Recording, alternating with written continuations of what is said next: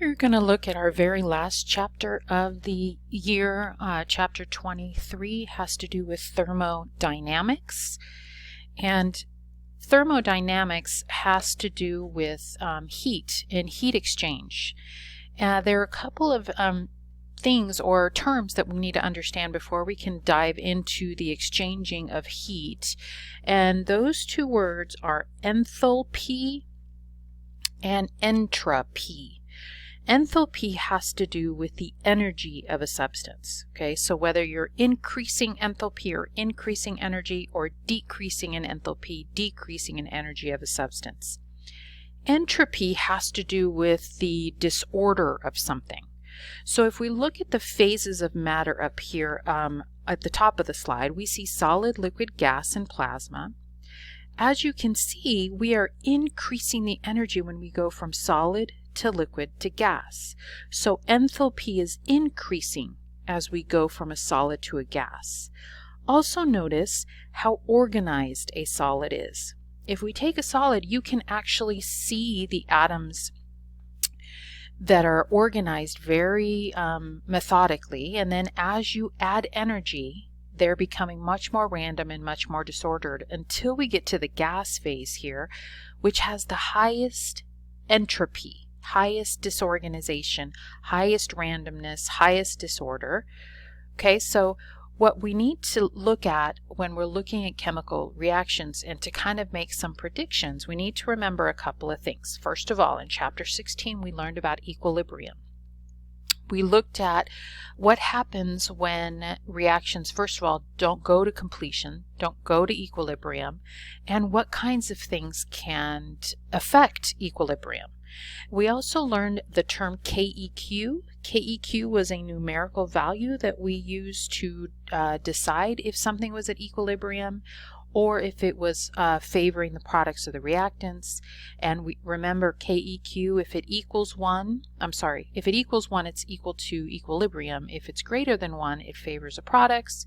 If the KEQ is less than 1, it favors the reactants. Okay, so that's going to help us to figure out which direction reactants or the reaction is going to go. The second thing we need to remember, which we learned last chapter, was rate of a reaction. We looked at the rate of a reaction, how different things can affect a reaction. We learned that what the reactants are made of or their nature is going to affect how quickly a reaction will occur, the temperature, surface area, concentration, and catalysts. Catalysts are something that are added to decrease the activation energy of a reaction. Thirdly, we need to remember that spontaneous. When something is spontaneous, it proceeds without any outside intervention. Okay, now that's different than what we think of when we hear the word spontaneous. We think of if something is spontaneous, it's a surprise, it's very last minute. But in chemistry, it basically means that a reaction proceeds on its own. We don't need to do anything to the reaction for it to occur. An example of that is iron. If we were to leave iron outside, especially in the San Diego humidity, a spontaneous reaction would be iron rusting. That iron is going to oxidize, it's going to rust if it's left outside. We don't need to do anything to the iron in order for that to happen. It just occurs on its own. Spontaneous reactions are not always explosive, but all explosive reactions are spontaneous. Okay, so if something is exploding, okay, that may or may not mean that it is spontaneous. Okay, let's talk about reversibility. Can reactions that are spontaneous be reversible? Okay, usually if a spontaneous reaction occurs forward, that does not mean it will occur backwards, because think about it, a spontaneous reaction is going to release that energy. Well, if you're going to go in the reverse, you need to absorb that energy. So it would not necessarily be spontaneous, which means they would not occur on their own. A spontaneous direction can tell us which way the reaction is going to proceed. The equilibrium tells us how far it will proceed, and the rate tells us how fast it will get there.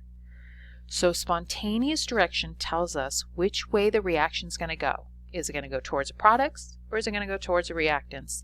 Equilibrium is going to tell us how far will it proceed. Will it complete the reaction, or will it get stuck kind of in the middle? The reaction rate tells us how quickly it will get there. And thermodynamics is the study of heat, as I mentioned earlier, and the work as it applies to changes in matter. Okay, so there are a couple of laws I need to remind you of. Okay, the first law of conservation of energy, we learned that first quarter, tells us that energy can change forms but cannot be created nor destroyed. We are not God. We cannot create or destroy energy. All we can do is change it. The second law talks about entropy and spontaneity of a reaction. Okay, so specifically the second law is talking about entropy of the universe, and that the entropy of the universe is increasing in the spontaneous process and remains unchanged in an equilibrium process. Okay, so it's basically talking about a chemical process that favors one direction or another. In order to understand how energy changes, we need to look at something called enthalpy. Okay, and enthalpy of the products is symbolized with an H and a little p. I know, why is it H and why isn't it E? H because it has to do with heat. Okay, heat is being exchanged. So the enthalpy of the products, which is HP, minus the enthalpy of the reactants, which is HR, is going to equal the total change in enthalpy for the reaction. Okay, that's going to be the heat transferred in the reaction under a constant pressure. If we look at the change in heat for an exothermic reaction, it's going to be negative, and the delta H for an endothermic reaction is going to be positive. Notice that they're different. Okay, and the way that you're going to write delta H, okay, is going to be heat of the products minus heat of the reactants. We need to remember this, so put stars around it. We're going to need to know this when we get to our chapter 23 homework. Delta H is heat of the products minus heat of the reactants. This is what step number 1 is telling us. And for exothermic, it's negative, and endothermic, it's positive. Okay? So think about it this way. If I have this formula and an exothermic reaction, that gives off energy. Okay? So that means that if it's giving off energy, those reactants have so much energy that they're going to react and give it away. So you would think that their heat, the reactants, let's just give it a random number, is 2. Okay, and because it's exothermic, the reactants have more heat than the products. So we'll say the products is 1. If you do this formula, heat of the products minus heat of the reactants, okay, you've got 1 minus 2. That's going to be a negative number if it's exothermic.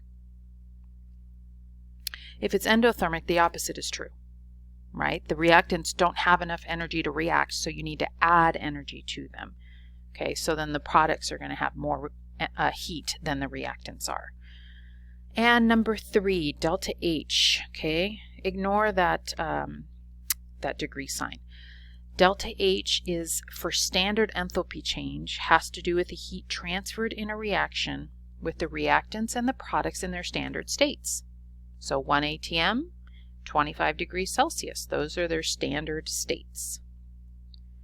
Number 4, enthalpy change is directly proportional to the amount of reactants and products. So directly proportional, that means when one goes up, the other goes up.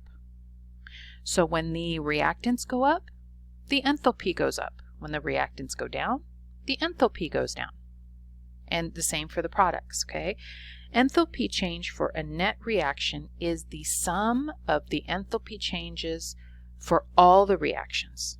Okay, so if you're trying to find enthalpy change of a big reaction, and in a problem it gives you the enthalpy changes for each individual reaction, then you're going to add them all up to get the net enthalpy change for the whole reaction. Oh, here's some jokes. You ready? What do you call a tooth in a glass of water? A 1 molar solution. Why are chemists great for solving problems? Any guesses? They have all the solutions.